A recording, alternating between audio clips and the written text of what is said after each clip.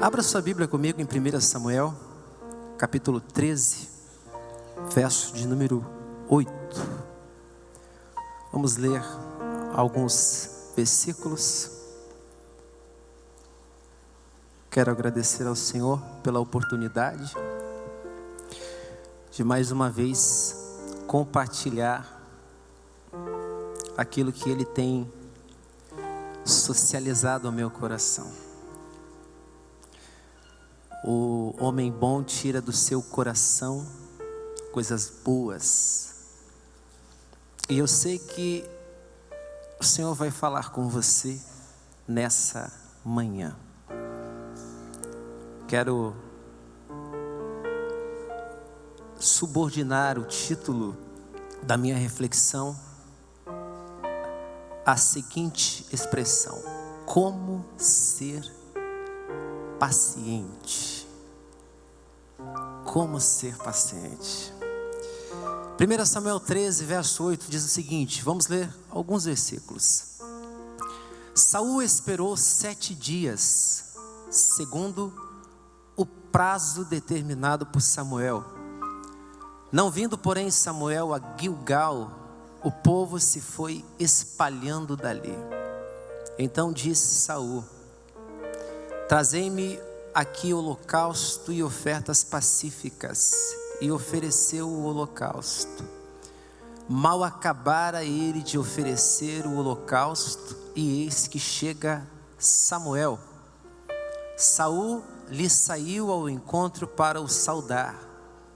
Samuel perguntou: que fizestes?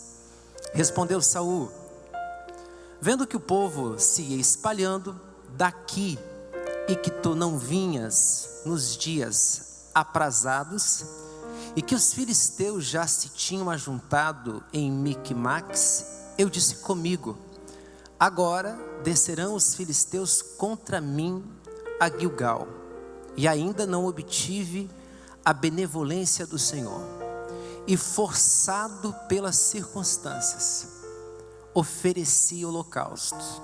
Verso 13, então disse Samuel a Saul: procedeste neciamente em não guardar o mandamento que o Senhor teu Deus te ordenou, pois teria agora o Senhor confirmado o teu reino sobre Israel para sempre. Obrigado, querido.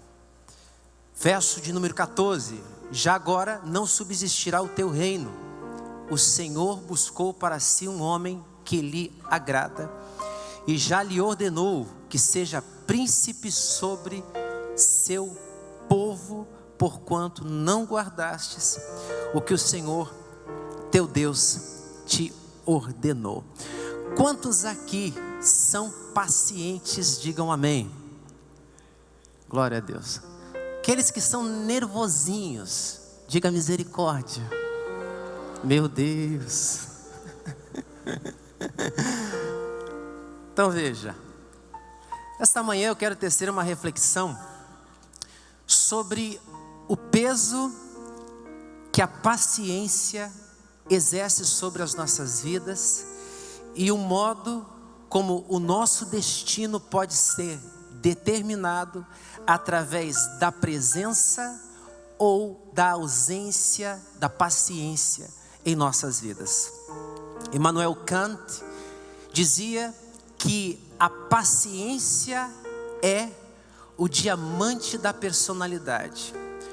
Biblicamente falando, nós vamos perceber que a sabedoria sagrada vai nos ensinar que o êxito da sua vida, ele está atrelado à paciência. O salmista, ao escrever a sua poesia, destacou no Salmos 40: esperei com paciência no Senhor, e Ele se inclinou para mim e ouviu o meu clamor. O personagem bíblico que escolhi para tecer a nossa reflexão foi Saul. Diga comigo, Saul. O texto que lemos nos fornece algumas lições e cuidados que precisamos ter para não perdermos oportunidades que certamente virão a nós e que exige, acima de tudo, cautela para não deixarmos passá-la. O espírito de profecia nos mostra claramente que Saul, por causa da pressa, diga comigo, pressa. Por causa da pressa, perdeu a oportunidade de ter confirmado a promessa e a promoção do seu reinado definitivamente em detrimento da sua precipitação. Olha para essa pessoa que está do seu lado e diga assim para ela: cuidado com a precipitação. Por esse motivo, queridos irmãos, que eu parto da premissa de que a falta de paciência do personagem que nós lemos pode ser analisada e nos revelar algo que deveríamos saber sobre nós mesmos, uma vez que a história de Saul, infelizmente, é arquetípica e não se revela apenas como uma história bíblica, mas salta do texto que lemos hoje para iluminar o nosso entendimento de que a sua história é a história de muitas pessoas que perdem ensejos e ocasiões que se apresentam como divisores de água na vida, dada a ausência do entendimento de que nem tudo que acontece na nossa vida acontece no nosso tempo. Existe o tempo cairológico, que é o tempo de Deus, e existe o tempo cronológico, que é o tempo humano. É interessante porque a palavra de Deus vai nos ensinar a respeito do tempo, dizendo que nós precisamos aprender a contabilizar o tempo, porque ele passa e passa muito rápido. Salmos 90:12 está escrito: ensina-nos a contar os dias para que alcancemos corações sábios. Muitas pessoas, às vezes, não percebem que o tempo, ele pode servir da parte de Deus como algo que venha nos ensinar como lidar com determinada circunstância. Então eu aprendo com a história de Saul que atrasos nem sempre são atestados de irresponsabilidade, porque muitas vezes na nossa cultura a gente aprende inclusive a espiritualizar o tempo, a demonizar o tempo. Brincamos com aqueles irmãos que chegam atrasados na igreja, né? Os pentecostais mais antigos, eles até cantavam aquele hino dizendo para os irmãos que chegavam atrasados, né? Quando eu cheguei aqui, o meu Senhor já estava. Quer dizer, claro, chegou porque já estava cantando, né? No meio da igreja ele passeava. Quando eu cheguei aqui, meu Senhor já estava. A gente brinca com a questão do tempo, mas a gente precisa entender que atrasos nem sempre são atestados de irresponsabilidade. Existem atrasos que funcionam como radares, que detectam e que revelam inicialmente para nós mesmos o que está no nosso coração. É por esse motivo que até o silêncio de Deus para conosco também deve ser analisado como uma oportunidade de autoconhecimento. Na verdade, atrasos e silêncios precisam ser percebidos por um outro ângulo, porque é exatamente no silêncio de Deus e até mesmo dos homens que se decodifica os mecanismos que constituem o nosso universo interior.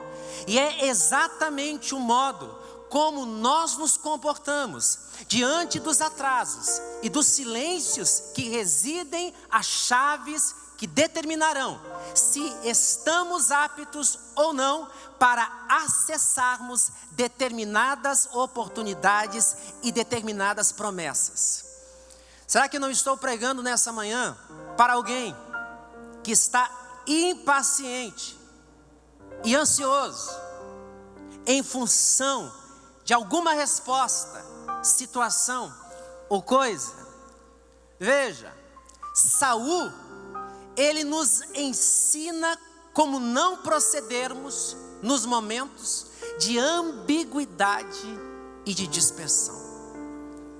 Na verdade, ele nos mostra o quanto a pressa custa caro. Diga para essa pessoa que está ao seu lado: a pressa custa caro, cuidado. 1 Samuel 13:13 está escrito: procedestes neciamente em não guardar o mandamento que o Senhor teu Deus te ordenou, pois teria agora o Senhor confirmado o teu reinado sobre Israel para sempre. Veja, a pressa custa caro, a precipitação custa caro. Naquele dia, era o dia que o Senhor havia escolhido para promovê-lo, mas por causa da precipitação, por causa da pressa, ele perdeu a oportunidade de ser promovido na vida. Quantas são as pessoas que perdem oportunidades grandes por causa da precipitação, por causa da pressa? Saul é um exemplo emblemático de alguém que perdeu a oportunidade da sua vida por causa da pressa. No final dos anos de 1960 e início dos anos de 1970, foi realizado o experimento do marshmallow, liderados pelo psicólogo Walter Mischel, professor da Universidade de Stanford. No estudo, foi oferecida às crianças a escolha entre uma pequena recompensa, um marshmallow entregue imediatamente, ou 2 marshmallows como recompensa se esperassem até o retorno do pesquisador. Uma ausência de aproximadamente 15 minutos. O resultado foi incrível. Por quê? Porque os pesquisadores descobriram, por meio de um acompanhamento daquela fase até a fase adulta, que as crianças que foram capazes de esperar por mais tempo pela recompensa prometida, não só apresentaram mais êxito em tudo o que faziam, como foram bem-sucedidas em tudo aquilo que realizaram. Vejam, um experimento. É lamentável, mas Saul perdeu a oportunidade de ter o seu reino confirmado para sempre por causa da impaciência. Motivo que, somado à sua desobediência, se converteu em um anúncio profético inaudito, declarado por um homem de Deus, cujas palavras nunca caíram por terra, Samuel.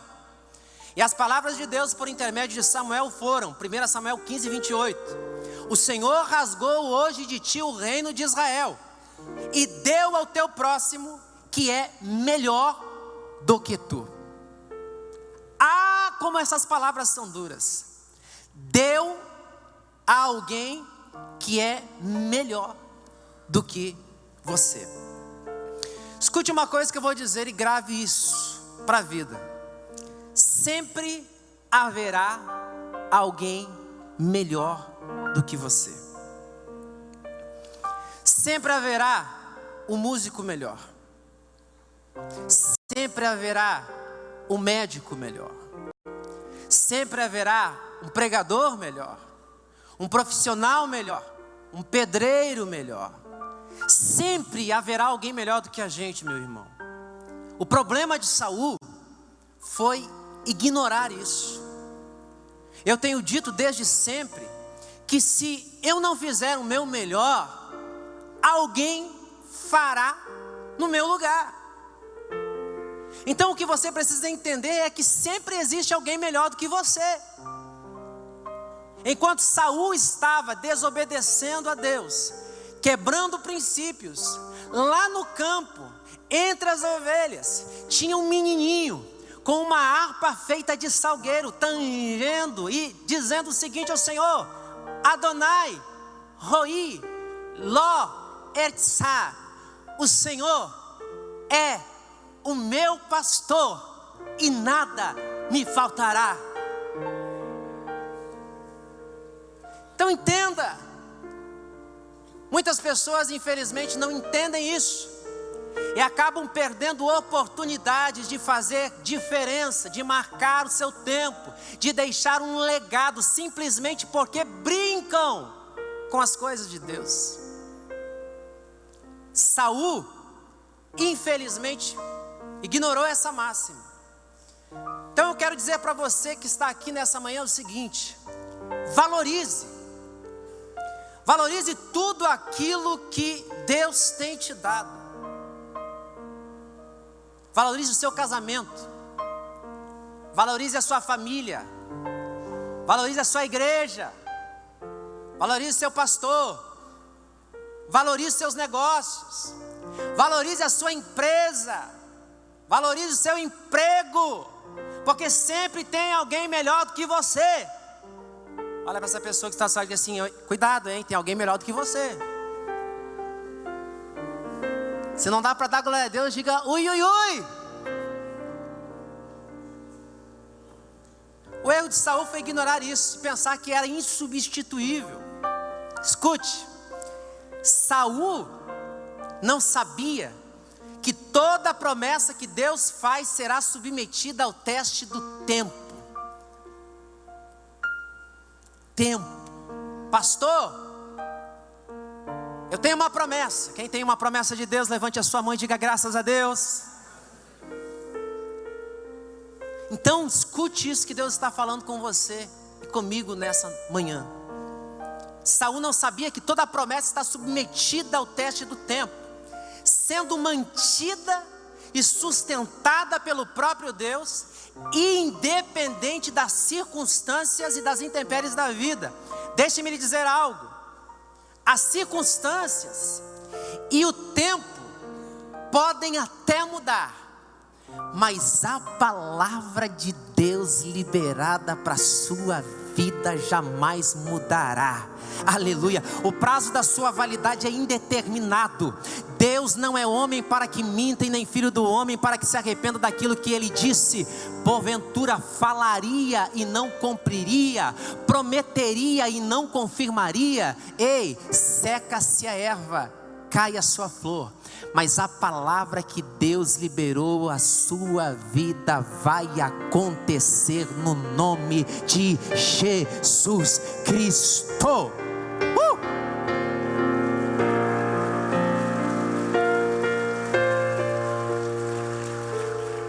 A Bíblia diz em 2 Pedro 3,9 que o Senhor não retarda a sua promessa, ainda, diga comigo, ainda. Há uma pedagogia do ainda. Ainda que a figueira não floresça, ainda que tudo pareça conspirar contra a sua vida, apesar dos aindas da sua existência, a palavra de Deus permanece fiel, porque o Senhor, diz o Espírito de profecia, não retarda a sua promessa, ainda que alguns a julguem demorada.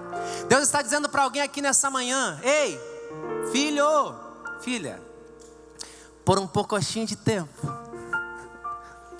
e o que há de vir, virá e não tardará. Calma. Seja profeta e me ajude a pregar nessa manhã. Olha para essa pessoa dentro dos olhos dela e diga assim: calma, Deus não se esqueceu de você. Então a primeira coisa que a gente precisa ter em mente para o cumprimento da promessa de Deus na nossa vida é a paciência. E paciência no grego é upomone, e significa ficar ao invés de fugir. Pastor, não sei não, estou com uma unção de papaléguas. Nada me segura. Ei, Deus está dizendo: ei, fica, não adianta fugir. Fica na posição que Deus te colocou. Fica no lugar onde Deus te colocou. Para que correr? Porque se você fugir, o problema vai com você. Não adianta você fugir. Deus está dizendo: não fica, não foge, fica. Paciência.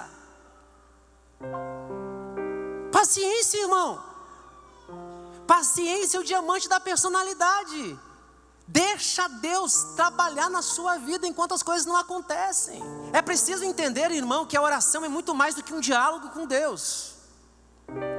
Oração é um lenitivo, na verdade, cuja prática é psicoterapêutica, capaz de curar qualquer nível de ansiedade, agitação ou sofrimento por antecipação. É por essa razão que Paulo vai dizer aos Filipenses capítulo 4, versículo 6, que a paz de Deus, que excede todo entendimento, guardará o vosso coração, através da oração.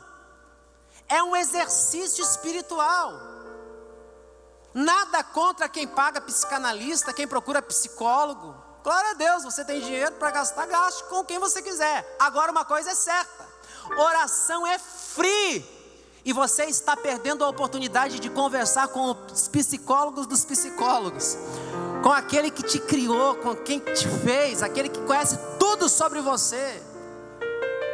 O que é que você faz quando você está na frente de um psicanalista? Senta no divã e começa: blá, blá, blá, blá, blá, blá, blá, blá. É assim. Um psicólogo: blá, blá, blá, blá, blá, blá, blá, blá, blá. Você tem que falar. Aí quando você fala, vem a cura. Aí quando você fala, começa a psicoterapia. Oração é isso. E muitas pessoas, infelizmente, acabam não orando. É por isso que o salmista diz no Salmos 40: esperei com paciência no Senhor, e Ele se inclinou para mim e ouviu o meu clamor. Veja, oração, paciência. O que está faltando para muita gente é oração. Está nervosinho, irmão? Levanta a mão de novo, vamos ver se você tem coragem. Aleluia. Vai orar. Vai orar, irmão. Vai orar, irmão. Você não ora. Você não conversa com Deus. Há quem diga que ninguém viveu como Jesus viveu, porque ninguém orou como Jesus orou. Na quarta-feira nós ouvimos uma palavra aqui de oração. Quer ter vitória, irmão? Quem quer ter vitória, levante a mão. Glória a Deus. Então ora. Ora. Conversa com Deus. A oração vai te dar resiliência para você superar qualquer demanda da vida, seja ela emocional, econômica, profissional ou espiritual.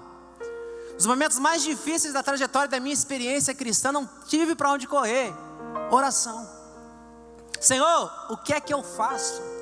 Você vai perceber que Davi venceu todas as suas batalhas porque ele não ia para a guerra sem consultar a Deus. Porque tem gente que pensa o seguinte: pastor, eu já orei, não preciso mais orar.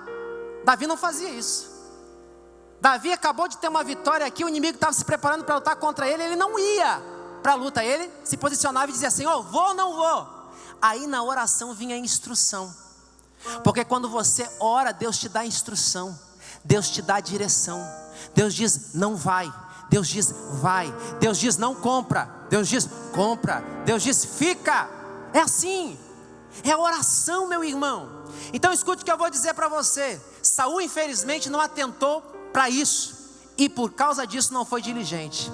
E eu vou dizer uma coisa para você: seja sempre diligente, mas nunca apressado. Diga comigo: sempre diligente, mas nunca apressado. Não confunda, meu irmão, velocidade com pressa, porque não tem nada a ver uma coisa com a outra.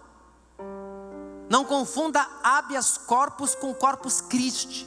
São duas coisas completamente distintas. Um piloto de Fórmula 1, quando está numa pista, ele precisa de velocidade, não de pressa. Porque dizia o filósofo estoico Sêneca: a pressa é inimiga da perfeição. E o adágio popular diz que o apressado sempre come cru. Velocidade e não pressa. Diga comigo, velocidade e não pressa. Por quê, pastor? Porque velocidade, irmão, é resultado de perícia, preparo e conhecimento.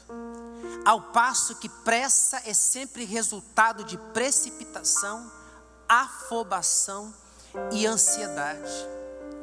Quantos negócios, contratos e alianças que foram e que são realizados sob a pressão da pressa. Escute, fuja de tudo aquilo que se apresenta para a sua vida sobre o imperativo da pressa. Quem está me ouvindo, diga amém. Fuja. Por quê? Porque a pressa, ela elimina o bom senso, trai a felicidade, atropela os processos de discernimento do que é bom ou ruim, de acordo com o propósito divino em nossa vida. Geralmente, acidentes, desastres e tragédias são provocadas pelo pecado da pressa. Pastor, como ser paciente, pastor? Primeiro, orando. Segundo, fugindo do pecado da pressa. Terceiro, crendo. Diga comigo, eu preciso crer, porque quem crê está em vantagens em relação àquele que não crê. Disse Émile Durkheim, sociólogo francês, em uma obra chamada Formas Elementares da Vida Religiosa. Até na ciência se percebe que a crença é um elemento fundamental para atestar uma determinada epistemologia, que é a ciência do conhecimento. Quem crê está em vantagens em relação àquele que não crê. E a Bíblia diz em Hebreus 10:38, o meu justo viverá pela fé. E se retroceder nele, não se compraz a minha alma. Então entendam, queridos, que Deus, Ele tem, quando a gente fala sobre tempo, o seu próprio referencial de tempo. Não caia na armadilha da comparação. Ah, pastor, porque fulano, meu Deus, ele entrou ontem, já está vivendo isso, está acontecendo isso na vida dele, e eu aqui. Para titio, pastor. Pastor, fulano entrou ontem, pastor, já está casando, e eu aqui. Cuidado com a armadilha da comparação, irmão. Para cada um, Deus tem o seu próprio referencial de tempo. Há um tempo determinado para todo propósito debaixo do céu. Para de ficar se comparando ao outro, porque o que Deus tem para a sua vida é diferente do que Deus tem para a vida do outro. Cada um tem um quinhão. Quer ver a pessoa tropeçar, ela começar a se comparar com o outro. Entenda que para cada um Deus tem uma medida. Então não fica se comparando, fica apenas na sua posição, fazendo o que você tem que fazer. E deixa Deus trabalhar, querido, porque a Bíblia diz que desde a eternidade não se viu e não se ouviu um Deus que trabalha por aqueles que nele esperam. Deus está trabalhando, olha para o seu irmão e diga assim: Deus está trabalhando por você. Então, queridos, entenda, tudo que Deus faz tem um propósito e segue um plano. Isaías 46:10 diz o seguinte: desde o princípio eu anuncio o que há de acontecer, e desde a antiguidade as coisas que ainda não sucederam. O meu conselho permanecerá de pé, farei toda a minha vontade. Sabe o que é que eu creio? Eu creio o seguinte: quando você tem uma promessa de Deus, quando Deus falou com você, quando Deus fala com você, a única coisa que eu preciso fazer é descansar em Deus. Só isso. Eu não preciso me deixar vencer pela ansiedade, porque a ansiedade vicia a alma na incredulidade, porque andais ansiosos com tudo que é a vez de comer, beber ou vestir.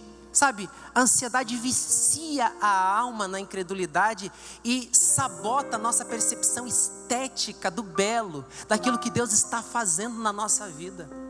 O grande problema da nossa experiência cristã é a gente substituir destino por jornada.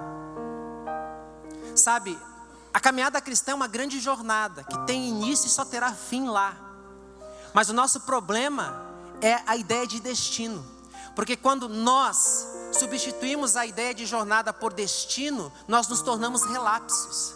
Já conquistei o que eu queria, já cheguei aonde eu precisava estar, porque agora eu já sou igreja, porque agora eu já sou pastor, porque agora eu já sou isso, aquilo. A gente tem que substituir esse eu sou pelo estou. Eu estou na igreja, eu estou sendo salvo, eu estou em Cristo. Porque isso faz a gente valorizar, sabe, o trajeto. Porque o bacana de uma viagem não é o destino, são as experiências. É como diria um filósofo francês, Deleuze, é a flaneur, é a flanância. Sabe, é a capacidade de você apreciar tudo aquilo que está acontecendo. E o problema da vida de muitos cristãos é que eles estão perdendo essa capacidade de valorizar cada detalhe de Deus na sua vida. Sabe, as oportunidades que Deus dá diariamente para você, aquilo que Deus está fazendo.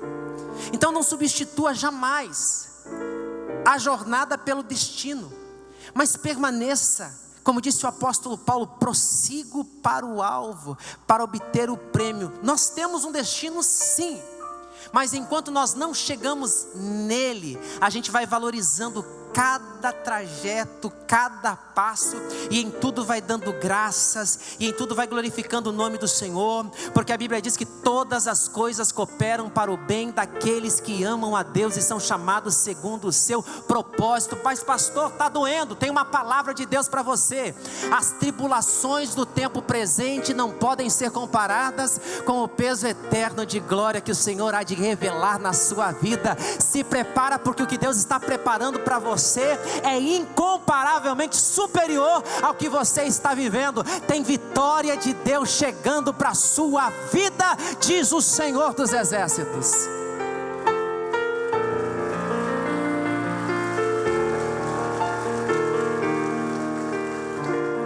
E encerro.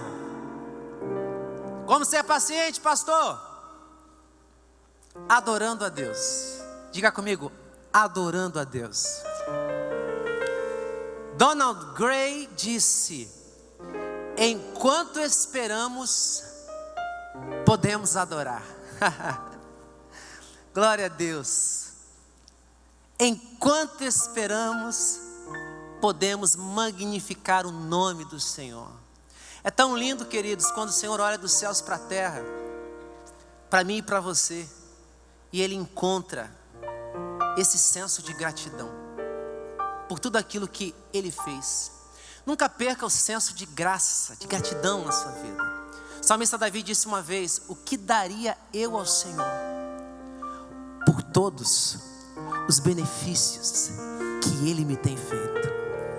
Você precisa entender que você só está onde está, não é por causa do seu mérito. A gente falou aqui domingo passado, trabalho é uma oportunidade que Deus nos dá, mas quem nos sustenta é Deus. Trabalho dignifica o homem, mas quem nos sustenta é o Senhor. Deuteronômio 8:18 em diante está dizendo uma recomendação clara para Israel: não confia na tua força não, querido. Maldito é o homem que confia no homem, e não tem nada a ver com o outro. É uma referência a si mesmo. Aquele que faz da força do braço da sua carne a sua própria força. Sabe, entenda que aquilo que Deus tem para a sua vida vai acontecer. Mas o que não pode acontecer é você entrar pelo caminho de Saul. Você precisa entender que enquanto você adora, Deus trabalha. Quando a gente olha, por exemplo, para a experiência de Saul, e eu disse que a experiência de Saul é arquetípica, porque a gente vai encontrar, infelizmente, na vida dele algumas situações. A Bíblia vai dizer no versículo 11, que vendo que o povo ia se espalhando dali, e que Samuel não via nos dias aprazados, essa é a justificativa dele para Samuel. Então, acusação e álibi. Para de procurar justificação para suas derrotas no outro. Porque enquanto você não assumir responsabilidade, enquanto você não se posicionar em Deus, você não vai crescer. Para de terceirizar culpa. Assuma a sua responsabilidade. As pessoas carregam uma síndrome de Adão até hoje. Foi a mulher que me deu. Aí a culpa vai para a serpente. Aí a serpente não tem quem culpar. Vai rastejar aí, comer terra agora. Então a gente tem que se posicionar. Sabe, a diferença entre Davi e Adão é simples. Qual, pastor? Você não vai encontrar no Novo Testamento Jesus sendo chamado de filho de Adão. Jesus, filho de Adão, tem misericórdia de mim. Não. Por quê, pastor? Porque Davi, diferente de Adão, não faz transferências de culpa. Quando Davi foi confrontado pela palavra de Deus, ele não disse: a culpa foi do general, a culpa foi de Batseba, a culpa foi de fulano. Não. Agora, Adão transferiu: foi a mulher que tu me destes. Já percebeu que existem pessoas que o problema nunca está nela? Está no esposo, está na esposa, está na igreja, está no pastor, está no vizinho, está no prefeito.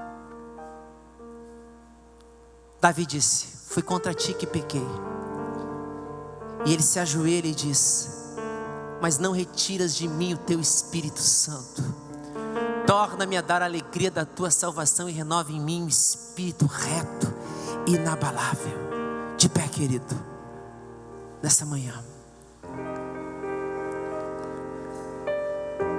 Como ser paciente, pastor? Orando. Como ser paciente, pastor? Evitando a pressa. Como ser paciente, pastor? Crendo naquilo que Deus falou. Como ser paciente, pastor? Adorando a Deus. Em tudo dai graças. Dar graças em tudo não significa invisibilizar o problema que você está enfrentando.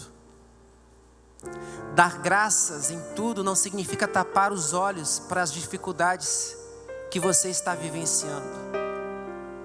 Dar graças em tudo significa dizer que você crê que mesmo que você não esteja no comando das coisas, Deus está no comando de tudo. E porque eu sei que Deus está no comando de tudo e que a minha vida é dele e que o mal não pode me tocar, por isso eu dou graças. Eu dou graças a Deus por tudo o que Ele tem feito. E oro a Deus pedindo para que eu nunca me esqueça de que tudo que sou e tudo que tenho vem dEle. Você que foi ministrado por essa palavra, levante uma das suas mãos aos céus. Você que recebe, feche seus olhos e libere agora uma palavra aos céus de gratidão por tudo aquilo que o Senhor ministrou ao seu coração nessa manhã.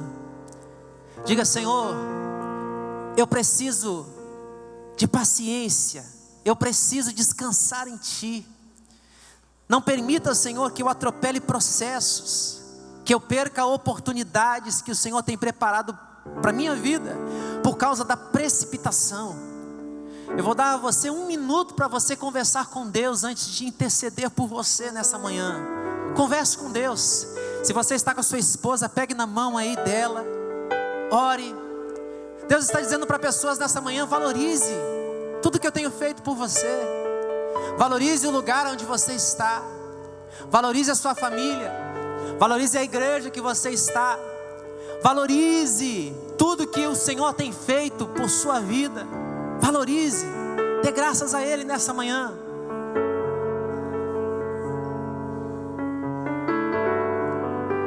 Ah, Senhor, nós te damos graças, nós te louvamos nesta manhã, porque sabemos que o Senhor tem cuidado de nós. E essa palavra de instrução, essa palavra de destino nessa manhã vem ao nosso encontro, para confrontar a nossa ansiedade, Senhor. Ensina-nos a depender mais de Ti, a descansar mais em Ti, Senhor. Talvez eu esteja orando nessa manhã por pessoas que estejam aflitas e desesperadas, que estão clamando por uma resposta do Senhor. Estenda as tuas mãos em direção aos teus filhos, Senhor, que está com as suas mãos levantadas nessa manhã. Toca nas mãos dele agora, Senhor, e como sinal da tua presença neste lugar, acenda o fogo no coração dele, que haja adoração, que haja louvor, que haja entrega, que haja disposição em te adorar, em crer na palavra do Senhor. Senhor, satura esse ambiente, essa casa com a tua presença. Essa casa é tua, os teus filhos que aqui estão são teus, e como sacerdotes intercedemos nesta manhã, declarando um novo tempo, Senhor, sobre a vida dos teus filhos. A oportunidade baterá na porta dele e dela, Senhor, e ela não vai passar, porque o teu filho vai ser promovido, e o teu nome será glorificado, meu Pai. Abençoa o teu povo, abençoa a tua igreja, é o que nós te pedimos nessa manhã, em nome de Jesus. E se você recebe essa palavra, aplauda bem forte o nome do Senhor Jesus.